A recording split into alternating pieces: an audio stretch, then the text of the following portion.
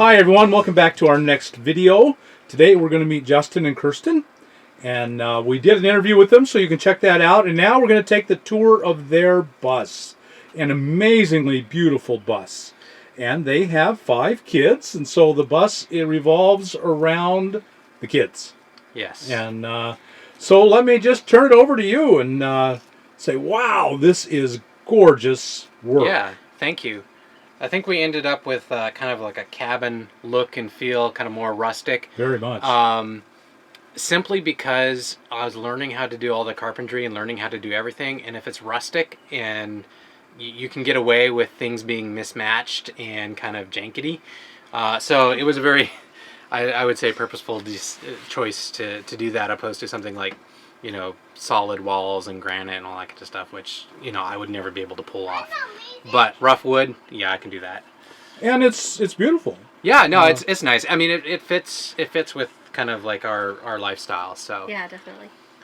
And we learned in the interview that you are grew up in the Klondike, so yeah, this is kind of very homey. Yeah, to you. well, I mean, I grew up in a cabin, so I think maybe that's what's kind of being reflected I think that's here. what's at the bottom of it. Yeah. And what did you think, Kirsten? Was that a home cabin type okay with you too? Oh yeah, absolutely. I didn't grow up in a cabin, but that's always kind of. I think Justin and I have always had similar tastes for like the aesthetics of how we want to decorate. So. Plus, it's also very kid-friendly, you know, without white walls or any like super clean surfaces. It's, you know, they can muck it up and it doesn't, you know, look bad. Or, I mean, if they were to take crayons to the walls, you know, it doesn't stand out really all that much. Yeah. You can sand it down too. Right. Yeah, exactly. That's a good point. Yeah. You can just sand it down. Yeah. And so you didn't have a lot of background in carpentry and plumbing and diesel mechanics. No, this is all new for me. So He attended YouTube University while he was doing the build. yeah, That's a good one. So we chose to put our bed in the back, just so that we could have a little bit of distance from where our beds are and the kids' beds are.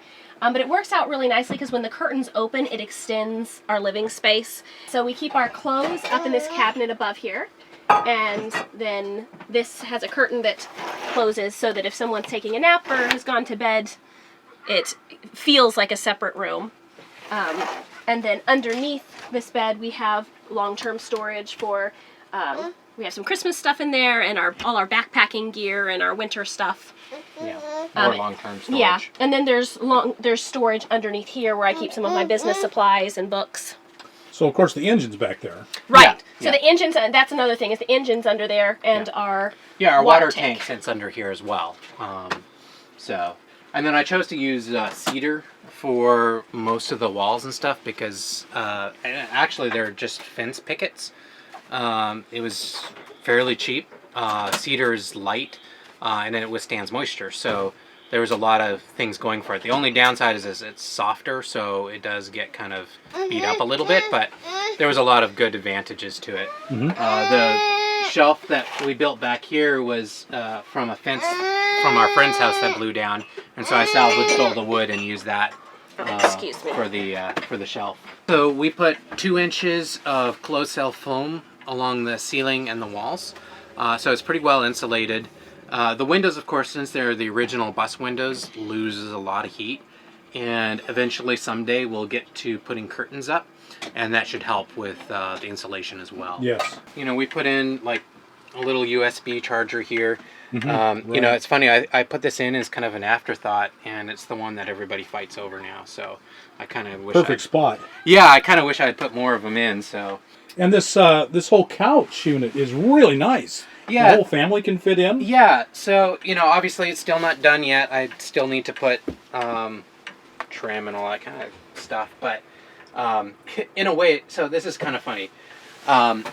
Yes, this would look nicer if I've got like all the wood panels here, but it's actually way more practical like this because we can just stuff things underneath there, right? Yeah, so it's one of those things where there. aesthetically it's not as nice, but practically it's really nice. We can all sit here, someone can sit up here or hang out here, and we can all kind of be together up here. For meal times, we'll have a table that we'll put down here, and we can all sit around the table.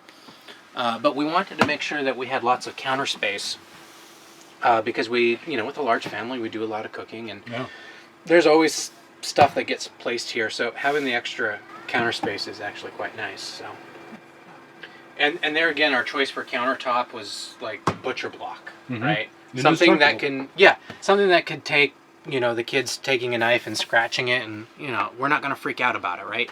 Trying to minimize our stress of kids destroying everything. Try to make things as sort of rustic and kid-proof as possible. Makes everyone's life better. So our water heater is here, and it's a instant hot water heater. It's ventless, so it does not need to be vented to the outside.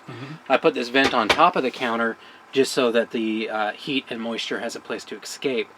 It was real cheap, and has been working really, really good for us. A whole lot better than a 50-gallon hot water. Yeah. For this size family. Yeah.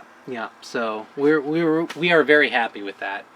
Now, mind you, we don't have a shower or anything, so you know, we're only really using it for, you know, washing dishes. You don't have a shower? No. We have Not a spot yet. for one. We have a space for one, and we're still toying with whether or not we want to put a shower in there or a washing machine, because pretty much everywhere we camp, like state parks, always have showers, but they don't have laundromats, and we go through a lot of laundry just because when your kids are outside, 90% of the time they get dirtier. Right. And they've gone through a lot of clothes too. Like, you know, just playing on the rocks and stuff, everything rips. And so when we go back to Texas, we'll have to decide, and we'll pick one or the other and install it. We picked this up from a company in New York, and you know, being New York, everything, you know, is a lot more space efficient. But I haven't yet fully converted it to propane. It's still set up for natural gas, so we can't use the oven quite yet. But once I get the proper valve fittings in there, the oven will work. And then our sink, just because we end up doing a lot of cooking with all the kids, we needed a fairly large sink. And you know, we got the one faucet here just for, you know, regular water for washing dishes and stuff, washing hands. And then this here is for our drinking water. And we have a filter underneath the sink, so there's some really awful water as you go around the country. Yeah. So we want to make sure that it's filtered and safe to drink. So here's my tank monitors, just to know what the water level is in all my tanks. It was a little bit more work wiring this thing up, but it's definitely been worth it. And then this here's for the water pump. Water pump on, water pump off. And I took this plate off of the school bus when I was stripping things out, and then just threw this really cheap switch in, and I think the whole thing was like $3 to build. And then just our light switches there. And then our fridge, it's a two-way fridge, so it works both off of electric and propane. We have 720 watts of solar power, and then it comes in here to our combiner box, and then to the charge controller, and then out to the inverter if we turned it on, and then to our sub panel right here. So everything goes through there. Yeah. So it's a system that's worked really good for us. I had some help putting it together from Billy and his bus, Old Inspired. And they were fantastic. They came out and helped me put this thing together, because it's quite daunting when you're trying to put a system like this together. It takes a lot of research. So, like I was saying earlier, with, you know, having a great community and support, definitely goes a long ways when you got to put something like this together. Food storage. I think ideally I would have liked to have something that rolled out. I've seen a lot of buses with that. We can add that later. Yeah, maybe one day. One of those things you learn along the way. Yeah. Well, it feels really open. I mean, you've got your front end is a little crowded. Yeah. But back here is just wide open. Yeah. Really open feeling. The whole family can fit back here. Yeah. Really nice. Well, we got a very small bathroom here, but we built this composting toilet. So basically it diverts the liquids to a black water tank, and then the solids go back here. And then this lifts up for where we keep our mulch for putting in the composting toilet. Is that coconut core? Or? No, it is peat moss. Peat moss. Yeah. Okay. And then I built this fan with like an old computer fan, and I have it rigged up here on a switch, which pretty much stays on the whole time, but it does a good job of keeping the smell out, and it never smells. It works really good for us. So. And that's really beautiful wood there. Yeah, thank you. Yeah, it's all cedar. Beautiful. Yeah, and then this will The one day be storage, our yeah. shower. Oh, yeah. Yeah, that's where the shower will go if we ever build it. Okay, this here is the kids' bunks, and you know, 2 on each side, and then we built these walls here so that half their bunk is private. But Oops, the wall. I'm shooting a video of your son. Sorry about that. Yeah, no, I didn't even realize he was in there. So yeah, the walls go on opposite ends, so theoretically they can lay in here and never have to look at each other. Yeah. So yeah, and maybe one day I'll put curtains up here too. And you know, for an adult, you think, boy, I couldn't possibly be in there, but it's a fort. Yeah, no. I always actually, had forts. There's times where I've laid down with the kids, to put them to bed, and I'm actually quite amazed at how much space is in there. Yeah, Like, it's actually once you get in there, it's fairly quite comfy. comfy. I think it's Yeah. kind of like I don't know, it reminds me of like the tours we took of Navy ships. Yeah. Yes, Yeah, little bunks, bigger yeah. room than Navy ships, I think. And so this is the driver's area, and just a Yeah. great big area. Yeah, so this, of course, it seems a lot more open because we haven't finished building stuff here. This will be a desk here. Right now it's just storage. And then, this will be a couch over here. And, I still have a lot of wiring exposed and stuff. So there's still a lot of work that needs to be done up here. A good chance to see the foam insulation, though. Oh, yeah.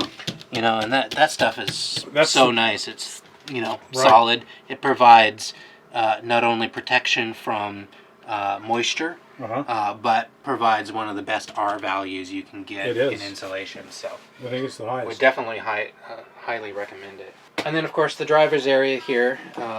With the school bus, the switches were originally here.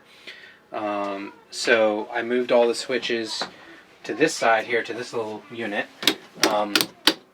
And that way it's all together in one spot. I had some help in redoing the dash. Tim Mont, he came down and helped me over the weekend. He drove all the way down from Oklahoma to help me work on this. So, we managed to get most of this done in a weekend. But it allowed me to kind of set things up a little bit more practically for driving. So, since I spend a lot of time in this area. Yes. And when I'm driving, I have our dog Daisy. She'll sit right next to me, and she's gotten to the point where as soon as I pop that air brake, she's up and ready to go out the door, right? Or even when I shift into neutral, she knows, she can hear it. So Really nice. Just really beautiful work. I mean, Yeah. to think you didn't have a carpentry background. no, Just learned it all on the yeah, go. yeah. You did a No. really nice job. Yeah, thank you. I appreciate that. So I'm just really tremendously impressed. You've philosophically and technically and just really done an amazing job here.